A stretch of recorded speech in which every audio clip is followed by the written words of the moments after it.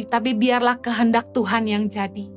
Saya setulus hati mengucapkan terima kasih buat setiap volunteers, mentors, leaders di Impact Community Indonesia, bahkan seluruh staff Impact Community Indonesia yang telah menolong kami dalam pelayanan di media maupun di music maupun dalam cell groups, Impact Family, Impact Women. Setulus hati mengucap terima kasih, kiranya Tuhan memberkati setiap taburan waktu, tenaga, uang yang kalian berikan. Bahkan terima kasih buat seluruh jemaat online yang terus mendoakan, mendukung, menabur bagi pelayanan Impact Community Indonesia.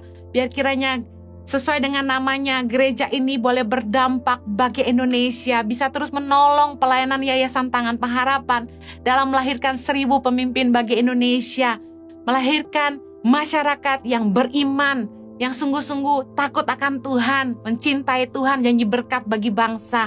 Tuhan memberkati setiap kita. Mari persiapkan hati untuk mendengarkan firman Tuhan. Haleluya. Bapa di sorga, terima kasih buat hadirat-Mu di tengah-tengah kami Tuhan. Terima kasih buat kebenaran firman-Mu yang jadi pelita bagi kaki kami. Biar kiranya Engkau boleh mengurapi hamba-Mu, supaya setiap firman yang keluar dari mulut hamba-Mu sungguh-sungguh isi hati-Mu sendiri yang Kau tumpahkan bagi jemaat-Mu Tuhan.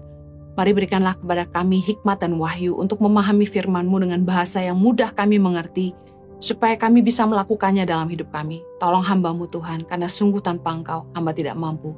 Menyerahkan menit-menit ke depan ke dalam pimpinan Roh Kudus sepenuhnya, hanya dalam nama Yesus kami berdoa. Amen. Halo Shalom, salam damai sejahtera bagi Anda semua. Senang sekali saya kembali melayani Anda dalam ibadah online bersama Impact Community Indonesia. Senang sekali bisa kembali melayani Anda dalam kebenaran firman Tuhan. Hari ini, saya akan bicara tentang saya adalah bait Allah. Tahukah Anda bahwa kita orang percaya, kita adalah bait Allah. Rumah bicara tempat di mana kita tinggal. Nah, rumah Allah atau bait Allah adalah tempat di mana roh Allah berada. 1 Korintus 3 ayat 16 berkata gini, "Tidak tahukah kamu bahwa kamu adalah bait Allah dan bahwa roh Allah diam di dalam kamu?" Amazing, bahwa roh Allah yang besar, roh Allah yang hidup, itu diam di dalam kita. Kita adalah bait Allah karena roh Allah diam di dalam kita. Saya ingin setiap kita mulai membangkitkan kesadaran akan kehadiran Allah dalam hidup kita. Seringkali kita neglect, kita melupakan kehadiran rohnya yang hidup di dalam batin kita.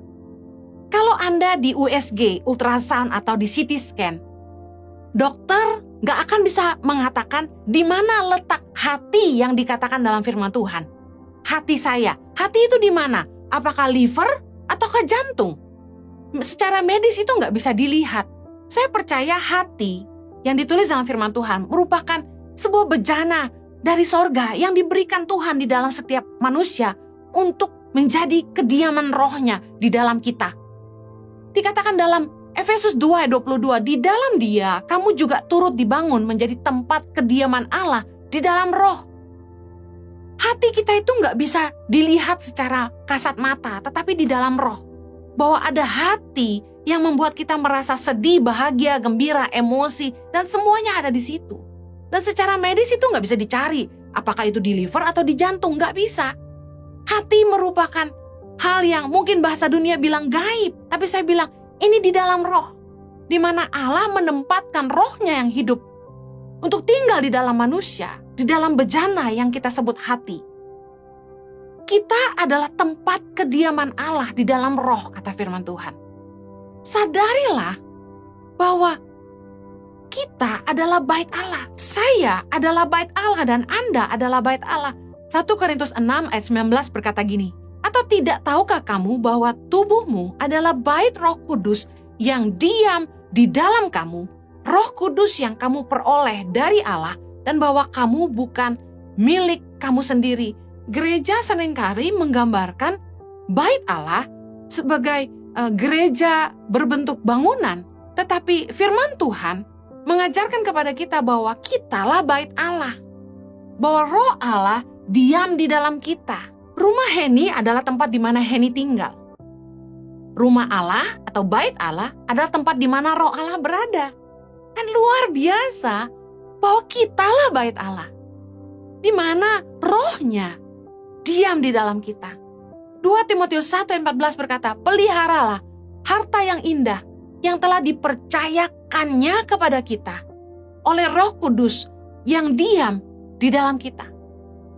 Kalau Anda dipercayakan sebuah harta, saya percaya kalau Anda sadar bahwa harta yang Anda simpan itu merupakan sesuatu yang sangat bernilai, sangat berharga, yang dipercayakan Tuhan kepada kita. Bayangkan, dipercayakan oleh Tuhan sendiri kepada kita, yaitu oleh Roh Kudus yang diam di dalam kita, kata firman Tuhan. Kita pasti akan jaga baik-baik, supaya Roh Allah betah tinggal di hati kita. Makanya Raja Daud pernah berdoa, meminta kepada Tuhan, jangan ambil rohmu daripadaku. Karena Raja Daud sangat menyadari betapa berharganya kehadiran Roh Allah di dalam dirinya. Pengurapan dan semua yang kita sebut sebagai penyertaan Tuhan, pimpinan Tuhan, itu merupakan Roh Kudus yang diam di dalam hati kita. Dan firman Tuhan menyampaikan dalam 2 Timotius 1:14 bahwa ini merupakan harta yang indah yang harus kita pelihara sebagai sesuatu yang dipercayakan oleh Allah kepada kita. Tahukah Anda bahwa rohnya di dalam kita lah yang membantu kita untuk mengerti tentang Tuhan, mengerti tentang isi hati Tuhan, mengerti tentang apa yang jadi kehendaknya dalam hidup kita. 1 Korintus 2 ayat 10 berkata gini, karena kepada kita Allah telah menyatakannya oleh roh. Sebab roh menyelidiki segala sesuatu, bahkan hal-hal yang tersembunyi dalam diri Allah. Saya sering berkata dalam khotbah-khotbah saya bahwa Tuhan berkata kepada saya, Tuhan taruh dalam hati saya. Saya percaya bahwa Roh Allah di dalam hati saya yang menuntun saya untuk mengerti kehendak Tuhan. Roh Allah lah yang selalu berbisik dengan bahasa yang begitu lemah lembut, yang memberi pengertian yang begitu dalam, yang seringkali membuat saya jadi mengerti semua hal yang saya harus lewati. Tuhan menyatakan dirinya melalui rohnya di dalam batin kita. Sadarilah kehadiran rohnya dalam hatimu, sehingga kapan saja Anda bisa berbicara, berbincang-bincang dengan Tuhan. Karena ada rohnya di dalam batin kita, yang bisa mengajar kita, menuntun kita, dan membuat kita mengerti. Yesus berkata bahwa roh yang akan diutus, yang akan mengajar kita segala sesuatu. Rohnya yang tinggal di dalam kita, yang membuat kita bisa mengerti isi hati Tuhan buat kita. Apa yang Tuhan mau, apa yang Tuhan mau ajar buat kita. Mari beri diri kita dipimpin oleh Roh Allah.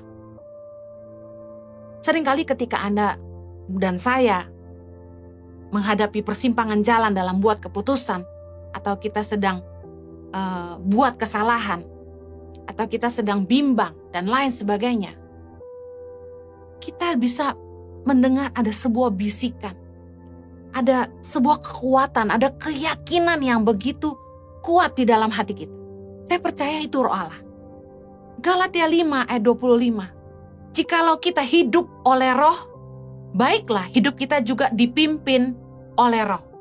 Jadi kalau kita sering baca firman Tuhan yang berkata hiduplah oleh Roh, artinya adalah gini, biarlah hidup kita ini dipimpin oleh Roh Allah yang tinggal dalam hati kita, yang senantiasa mengajar kita.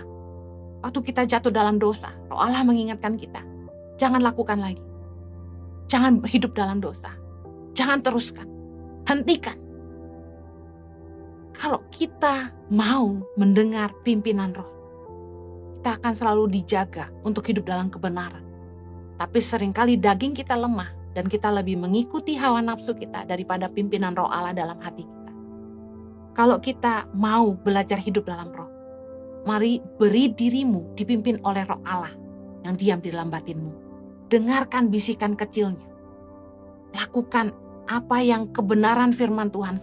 Roh Allah selalu mengingatkan kita akan kebenaran firman Tuhan, yang kita sebut dengan rema.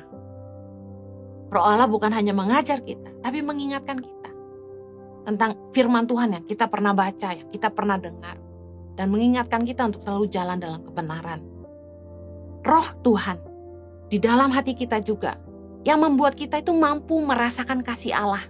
Roma 5 ayat 5. Dan pengharapan tidak mengecewakan karena kasih Allah telah dicurahkan di dalam hati kita oleh Roh Kudus yang telah dikaruniakan kepada kita. Pernahkah Anda ketika menyembah Tuhan, Anda nggak bisa menahan air mata. Anda nggak bisa tahan meskipun Anda berusaha. Hati Anda seperti dihancurkan dan Anda sangat terharu dan Anda menangis. Pernahkah Anda merasa ketika Anda dijamah Tuhan, Anda dapat merasakan kasih Tuhan yang begitu dalam. Kasih Tuhan memelukmu. Kasih Tuhan begitu hangat di dalam hatimu. Satu kali, saya ketemu dengan orang yang pernah menyakiti hati saya. Saya ketemu dengan orang yang pernah mengecewakan saya di masa lalu. Terus saya lihat orang itu. Entah kenapa, ada rasa haru yang begitu luar biasa dalam hati saya. Ada seperti kasih yang gak bisa dibendung.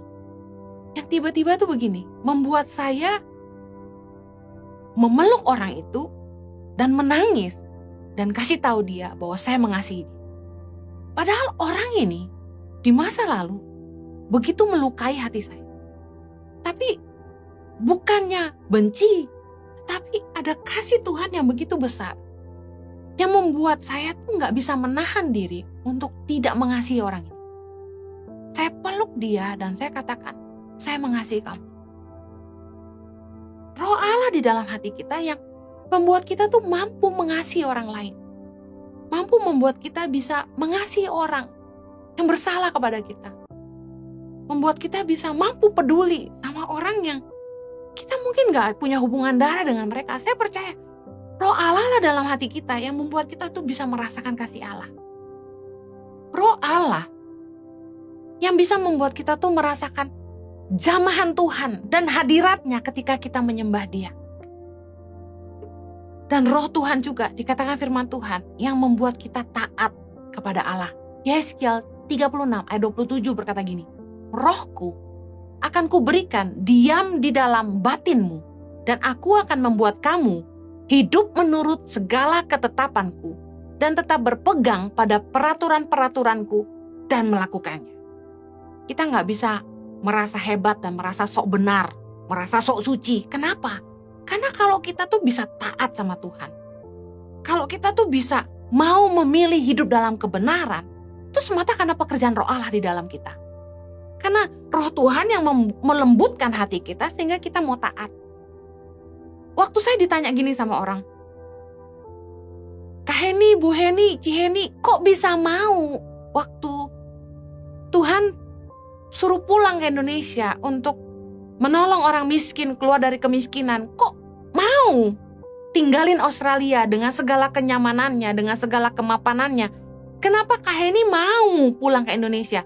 Saya mau katakan ini, saya percaya Tuhanlah yang membuat saya taat. Tuhanlah yang memberi kemampuan kepada kita untuk taat dan memilih untuk melakukan kehendaknya dalam hidup kita. 1 Yohanes 3 ayat 24 berkata gini, Barang siapa menuruti segala perintahnya, ia diam di dalam Allah dan Allah di dalam dia. Dan demikianlah kita ketahui bahwa Allah ada di dalam kita, yaitu Roh yang telah Ia karuniakan kepada kita. Kalau kita bisa nurut sama kehendak Tuhan, itu karena perbuatan Roh di dalam kita. Roma 8 ayat 9 berkata gini, Tetapi kamu tidak hidup dalam daging, melainkan dalam Roh, jika memang Roh Allah diam di dalam kamu. Tapi jika orang tidak memiliki Roh Kristus, ia bukan milik Kristus. Saya percaya jika hidup kita tuh dipimpin oleh Roh Allah, maka kita tidak akan hidup di dalam daging. Artinya gini, secara manusia, kita masih hidup di dunia, kita masih injak bumi, kita masih hidup di dalam tubuh yang fana ini, di dalam daging ini.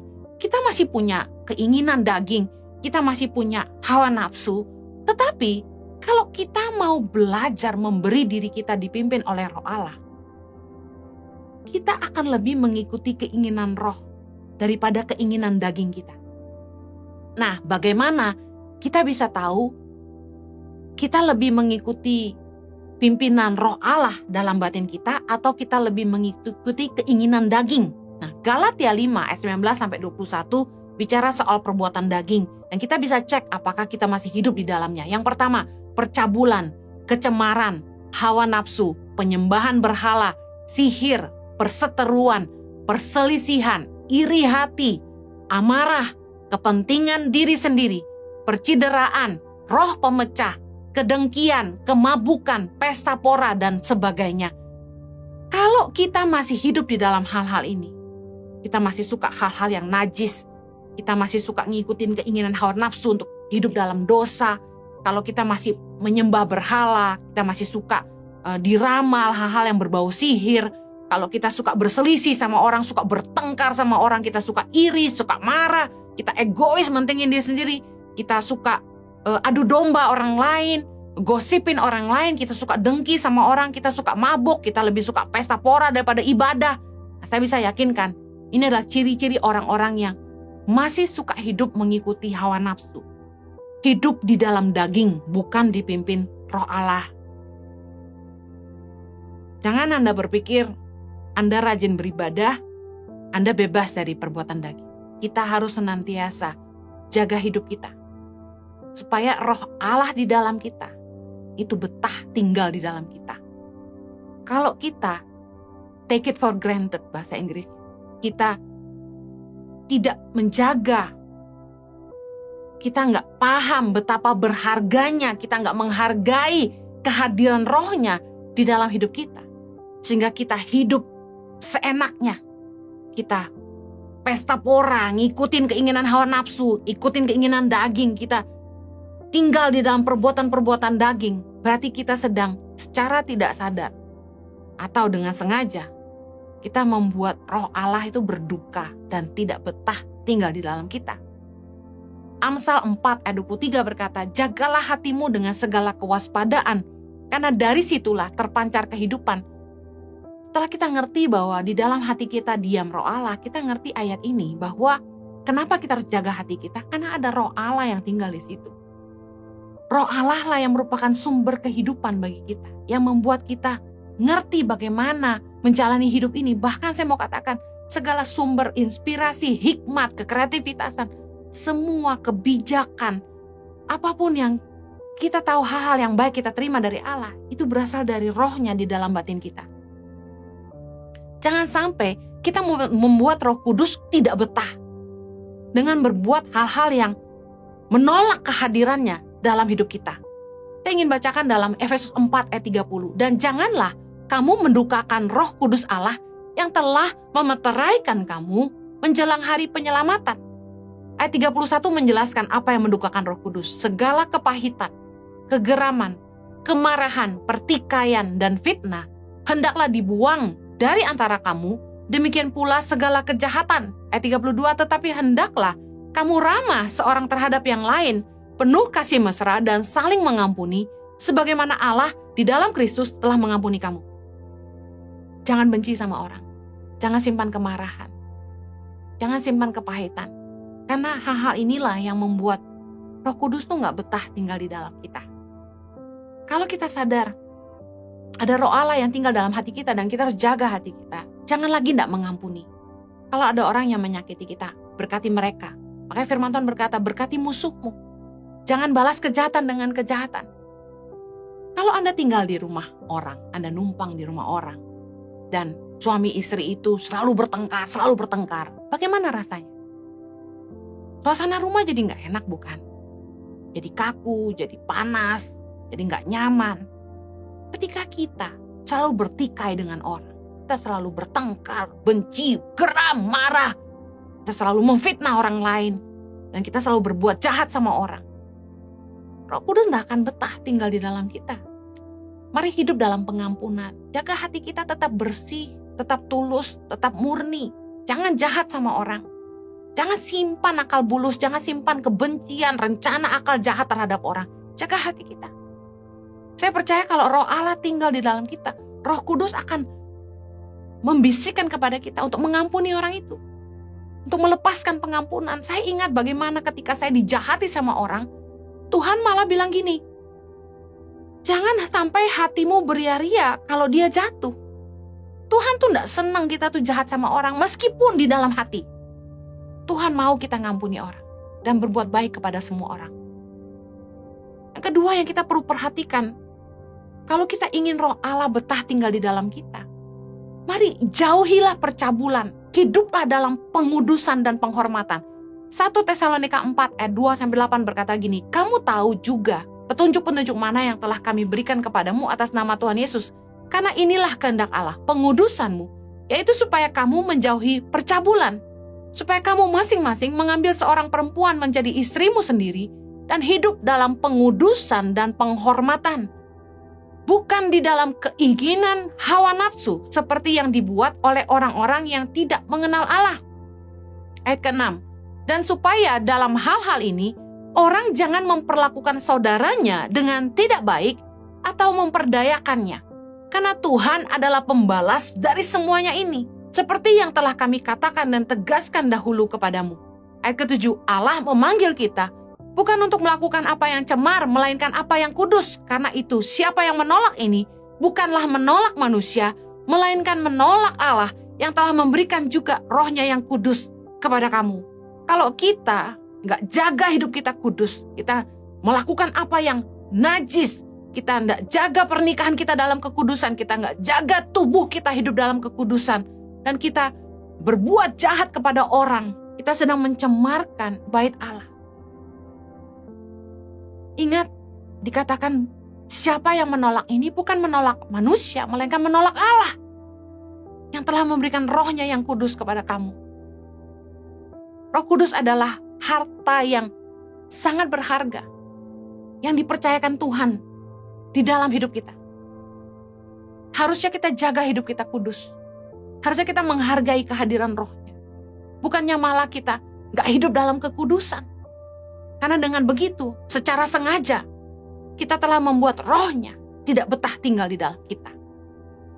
Kalau ada orang yang mengundang Anda tinggal di rumahnya, tapi ketika Anda datang, kamarnya berbau dan kotor, kamar mandinya kotor sekali, menjijikan.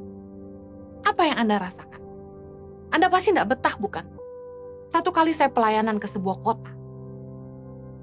Gereja ini memberikan kami hotel yang ternyata milik dari gembalanya.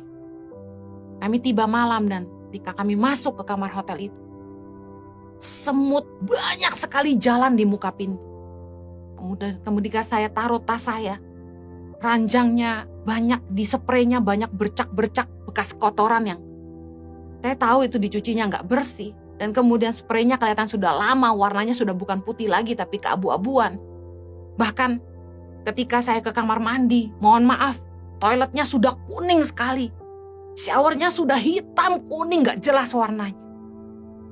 Bahkan shower screen untuk mandi pun sudah kotor sekali. Bisa lihat di bawahnya warnanya sudah hitam. Ketika saya tidur malam, ada kecoa kecil-kecil jalan di bantal.